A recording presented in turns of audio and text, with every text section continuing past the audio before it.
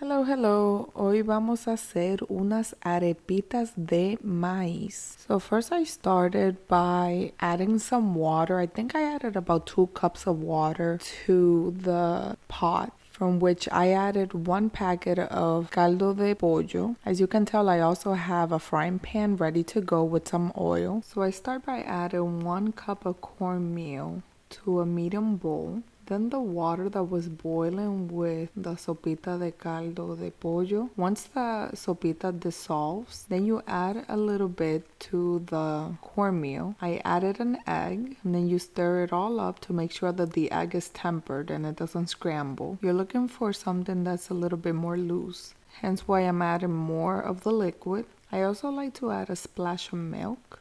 And then I add some anise seed. This is definitely something that is at your preference. I know some people do not like the taste, but this is what really gives the arepitas de maíz the distinct taste. So this is definitely the traditional way to do it. At this point, I should have known that mixture is a bit loose, but I still decided to go ahead and fry it. But it actually helped with the consistency that my husband likes. He likes the arepitas to be very flat, which is not the usual texture of them. So you take the spoon, and that's basically your measurement. Just make sure that you only put a couple at a time to not crowd the oil and avoid sticking them together. So at this point, the arepitas have been frying for some time. So you're looking for a golden color by the time you want to give them a turn. So that's what I'm looking for, to see if any of them already have that color,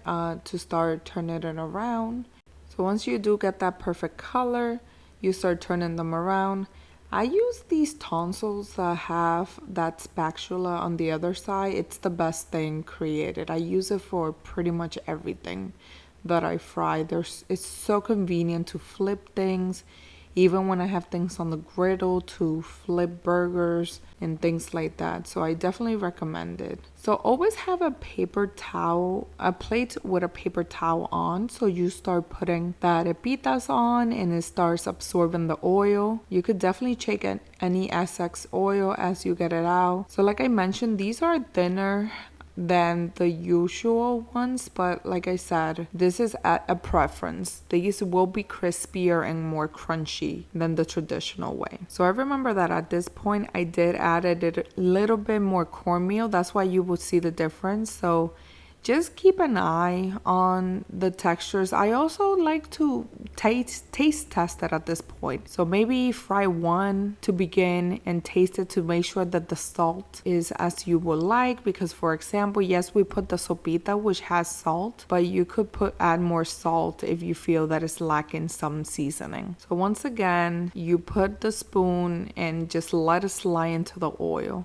I decide to make some hot chocolate. So this is something that actually complements the arepitas de maíz really nicely. There's my son giving a thumbs up and reminding you to subscribe to my channel. So what I did was I put 2 cups of milk. I use Abuelita's hot chocolate. I like the taste to it. I think it's very sweet and you don't have to add any more sugar to it. So I added half of the abuelita, so it's round, and I only added half to 2 cups. So to the milk, I like to add cinnamon stick. I like to add allspice. I was looking for malagueta, which is allspice, and I obviously was working too fast that I put cloves, which still gives it a distinct taste. They're all part of the same spice family. And then I added some nutmeg. I only add a little bit because nutmeg has a very powerful taste. I also like to add a dash of salt. This is something that I do to my hot chocolate. I think it balances out the sweetness. So now I'm turning around my second batch. As you can tell, it has a beautiful golden color. So once all your batches are fried, all that's left to do is to plate it and eat it with your favorite side of hot chocolate. And here's my creation. I hope you enjoyed and let me know if you try this recipe. Espero que le guste y me dejan saber si tratan esta receta.